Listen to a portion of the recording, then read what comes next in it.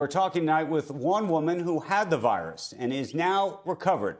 Diana BERRENT also just became the first patient to donate blood plasma to Columbia Presbyterian study for a possible treatment.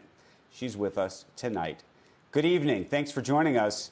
Thank you so much for having me on. Just about having it. Just tell us a little bit about what it felt like. What were your symptoms?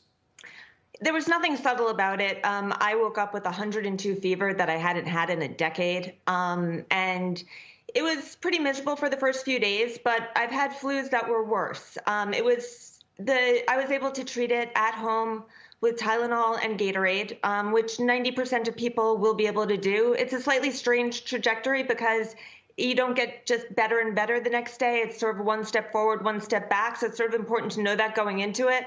But I am on the other side, and you're looking at the face of a COVID-19 survivor right now. And how easy or hard was it for you to get a test? It was almost impossible. It was this ridiculous catch-22 system where I had to prove that I had had 10 minutes of sustained contact with somebody who had tested positive when they weren't giving any tests. So it was a completely Orwellian system. Eventually my congressman had to intervene. And that was because I had written a post on Facebook that went viral. No pun intended. And then how did you get selected or decide to participate in this plasma experiment?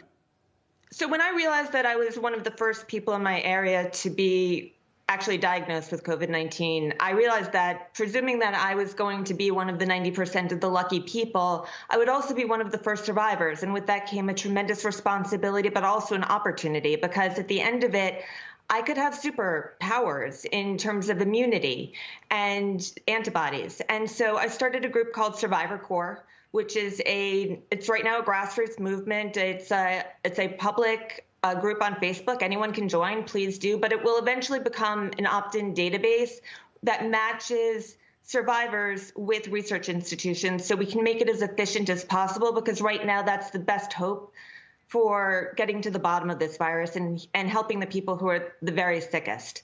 So I was very, very honored to be individual number 0001 at Columbia University's program today. Well, we thank you for that, and we hope you're feeling better and so many others out there get better, potentially because of what you've done. We appreciate it, Diana. Thanks so much for joining us this evening. Thank you.